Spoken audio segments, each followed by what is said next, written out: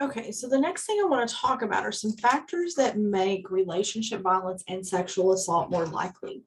And these factors are similar for both types of offender. Abusers are more likely to have low self-esteem. Um, Statistically, it says low income.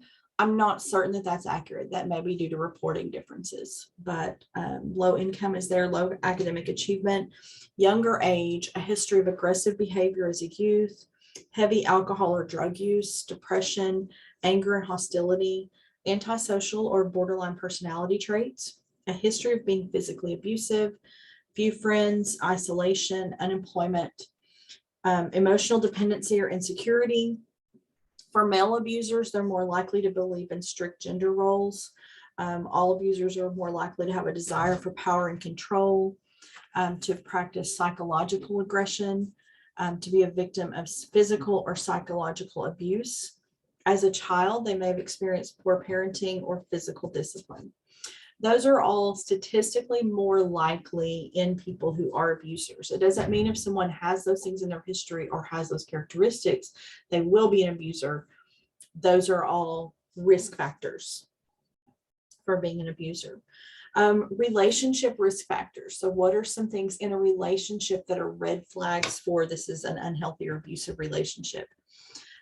Frequent conflict, marital instability, some people who have been married and divorced several times, unequal power distribution. If one partner has more power than the other in a relationship, that is a very, very strong indicator that abuse is likely.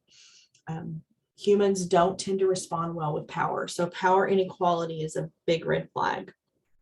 Economic stress can be a trigger. And unhealthy family relationships and interactions, both in the primary relationship, but also with the family of origin, because people take the communication styles that they learn in their family of origin into relationships. So some community and society factors that increase the risk of sexual assault and relationship violence. Poverty, low social capital in communities that lack institutional supports. So communities that are failing, weak community sanctions against intimate partner violence. And that's when the community does not really see it as a problem. It's not my business. The victim must be okay with it. That's kind of I'm going to take care of my own business. That tends to make it worse. In communities with traditional gender norms, male abusers are more common. What are some red flags for an abusive relationship? Abusive relationships frequently begin very intensely. The abuser may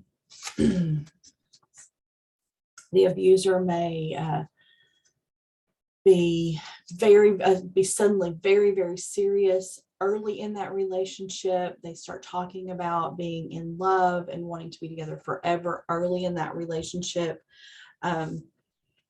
Having strong opinions about what their partner wears and who they spend time with, and making negative comments about those things, making negative comments about the partner's appearance or preferred activities. All of those things happen usually for quite a while before any physical abuse begins. They break down the partner and separate them from people who could intervene and help, usually before they begin to be physically abusive. Abusive relationships don't start with marriage. They start much younger.